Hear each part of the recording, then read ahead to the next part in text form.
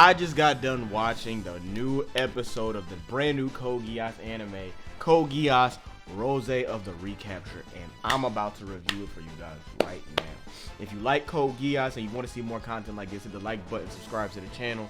It's ComicsCorner, and here we go. Let's get into it. Stop! This right here is your spoiler checkpoint. If you do not want to know what happened in the first episode, do not watch past this point. But for everybody else, come on. Let's get into some Code Geass. So, I love Code Geass, and one of the things I was afraid of was that the magic and the mystique of Code Geass would not be able to be recaptured, no pun intended, within this new anime series, right? And to be fair, I don't think that it's fair for any of us to take this anime and to believe that it's supposed to be the same thing as Code Geass Lelouch the Rebellion. There was a whole different type of mystique. Did I enjoy the episode? Yes.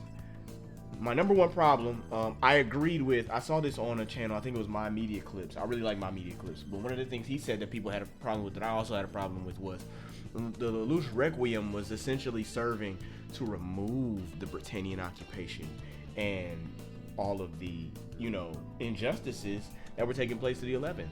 And so it's kind of like painful to watch them going through it again. You know what I mean?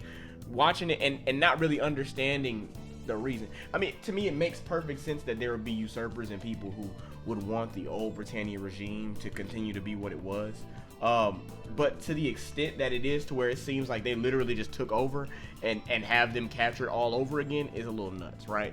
But in comes the main characters, Ash and Roze. And Ash and Roze are Britannian brothers who go around mercenarian, trying to, take them out. You feel me?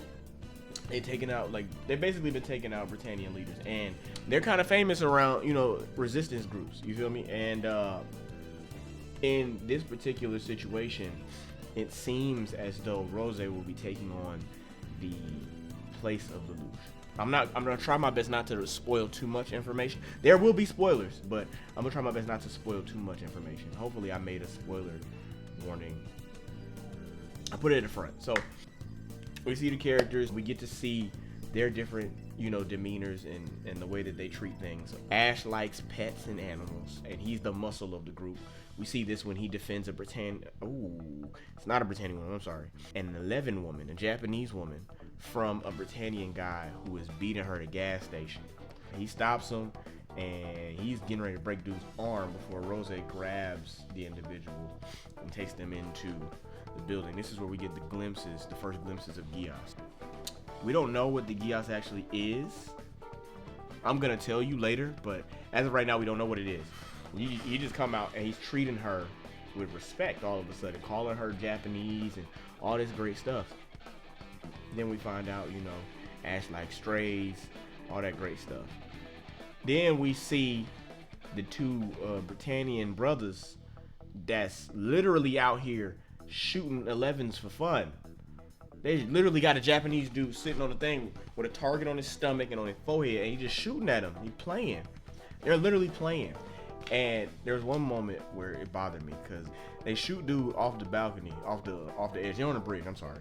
They're on the bridge. Shoot him off the bridge, and then his wife or his mom, whoever the lady was, they try to say, "Hey, I'm sorry, that was a misunderstanding." Obviously, she's not gonna take kindly to that, so she spit on dude.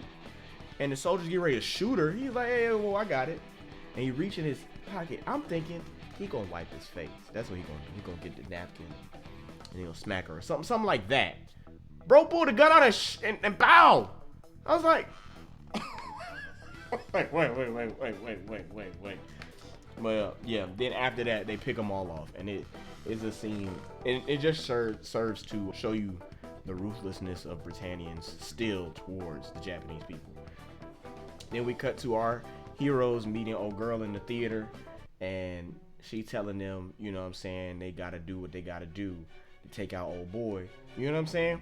So they agree to it because they're mercenaries. They're getting paid for this. They agree to it. They come up with the plan. They set everything up. They go outside the castle. You know what I'm saying? The brother, Ash, is the one who's a nightmare pilot. And obviously, Roze is not the nightmare pilot. He's the strategist. Something that I noted early on was that Roze looks very femboyish, right? Like, this is the expectation. Like, when I'm looking at him, I'm like, you're very femboyish. Your mannerisms, everything. But that's important for later. if you don't want to know what I'm gonna reveal, you should probably stop the video really soon and go watch the episode, because the episode was really good. As we go through, obviously they do the fighting. Roze gets into where the brother that's the tactician is inside, away from everything, and the other brother is on the front lines, right? So he offers to play basically a game of chess with the nightmares, and I didn't like this part because there was no chess involved. It was just he's good at chess, and he's good at fighting. I'm sorry, he wasn't good at chess necessarily, but he was good at fighting. And so it kind of was like the moves don't really matter. Because even at the end when he had him cornered and then his nightmare frame goes into a new mode and he just starts lighting him up. It's like there's no L-shaped movements. It's just a knight. Like, you couldn't win this situation if you wanted to. But obviously he's not restricted to that. And I don't have a problem with him not being restricted to that. I have a problem with them trying to connect it to chess because they're trying to rely on the Lelouch aspects while not actually playing chess at all. You know what I'm saying? So that's that. Then, Roze, this is the part where I'm going to reveal something very pivotal to the series. Okay? So if you don't want reveals, do not watch past this point. So, Roze reveals that the person that they have in captivity, because they have captured a person by the name of Sakura Sumeragi. I think it's Sakura. Pretty sure. But Roze reveals that's who she is. He is actually she. He pushed a little necklace joint, black hair drop down, know what I'm saying? Put the wig off, black hair drop down. It's a whole woman. It's Sakura Sumeragi. And she's trying to save her friend, apparently, who looked just like her, so was playing as her body double. That's the only thing that makes sense, because I don't understand how, right? But this goes back into the very beginning of the episode where these two brothers were shooting at these twin girls that we assume were twins or sisters or whatever. It was these two, Sakura and Sakuya. Right? She uses Geass on him. And now we get to see what the Geass does. And the Geass is basically like a question. It reminds me of Big Mom, right? Because Big Mom be like, truth or life, right? And so you either gonna tell me the truth or I'm gonna take your life type thing.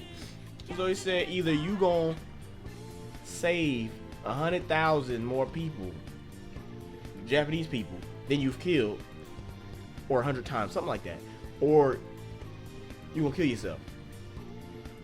And bro didn't realize what was happening, so he was like, all I got to do is pop you. And he couldn't resist. He shot himself. So the episode ends with the disguise being put back on and Roze and Ash talking to the person who hired them, saying this was just a test for us, right? Like, you were just testing us. So what's the real mission, right? And it cuts, and I enjoyed everything about this episode. There were obviously things that I had issues with, I took issues with. Like, I felt like, and maybe this is stuff that I probably should have read before, but I felt like within the episode itself, you should have given us some kind of an understanding of who Sakura and Sakuya were. Like, they said it briefly at the very beginning that this lady had been captured, but we didn't understand really why this was important. So the reveal itself to me wasn't as big. You know what I mean? That, and then I felt like the OSTs, and maybe I just enjoyed the original Code Geass OSTs. I felt like these were an attempt at more modernizing of the OSTs. Don't get me wrong, they were good, but I feel like there's a different feeling that comes from the original Code Geass OSTs. And maybe that's the point. Maybe they're trying to give us a different feel for the series, but I can't wait to see what other secrets lie in wait for the rest of the series, because I thought Roze and Ash were brothers. And so with us finding out that Roze is not even Roze, he's Kaguya or Sakura. Sakuya, one of them, Sakura or Sakuya. It begs the question, who the freak is Ash, and why doesn't he know this? Or does he know this? Is he aware and he's just going along? Like, we'll find out, you know what I'm saying, as the series progresses. But I'll give this episode an 8. It's a solid 8.